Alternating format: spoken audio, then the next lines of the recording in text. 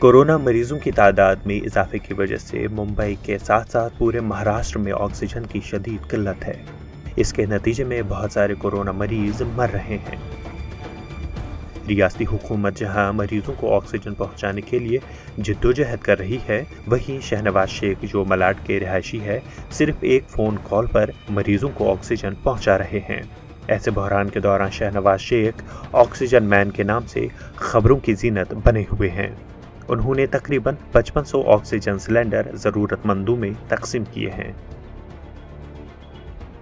देखिए, तकरीबन 500 से 600 कॉल मुझे डेली आ रहे हैं और हम लोग चाह रहे हैं कि मतलब हर एक कॉल को हम लोग सिलेंडर पहुंचाएं, लेकिन इस समय लिक्विड की कमी के चलते हम लोग नहीं पहुंच पा रहे हैं।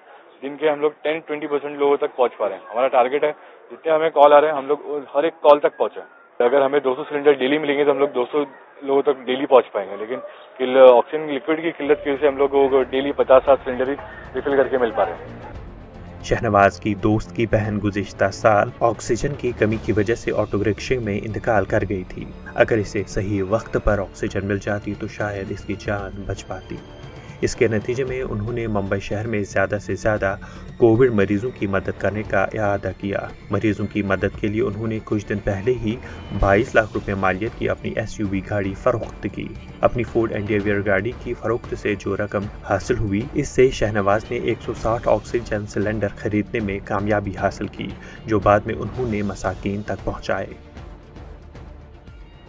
मुझे पता चला कि मतलब हॉस्पिटल में इशू चल रहा है, लोगों को टाइम पे बेड नहीं मिल पा रहा है, ऑक्सीजन सपोर्ट नहीं मिल पा रहा है, तो उस हिसाब से मैंने एक ऑक्सीजन सर्विस स्टार्ट करी कि हम लोग घर पे ही लोगों को ऑक्सीजन सपोर्ट पहुंचाएंगे जिन लोगों को हॉस्पिटल में या फिर ऑक्सीजन सपोर्ट टाइम पे नहीं मिल पा रहा है।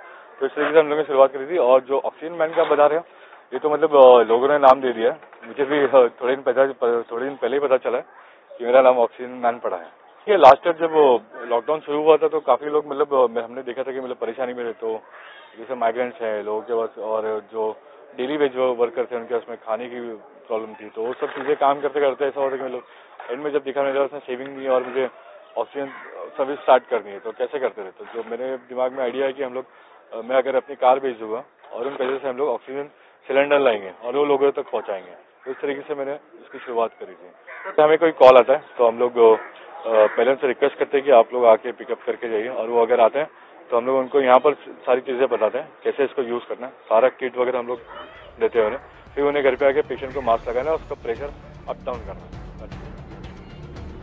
शहनवाज का कहना है कि कोरोना की दूसरी लहर इंतहाई खतरनाक है। इस बार कोविड के फैलाव में गुज़श्ता साल के मुकाबले में ज़्यादा केसेस पाए गए हैं। फिर भी हुकूमत ने गुज़श्ता साल से कोई मौसर इक़दाम नहीं उठाया। उन्होंने ETV भारत को बताया कि उनके मुताबिक हुकूमत बहरान के दौरान आवाम की ज़रूरियात को पूरा करने में नाकाम रही है। Bureau report ETV Bharat.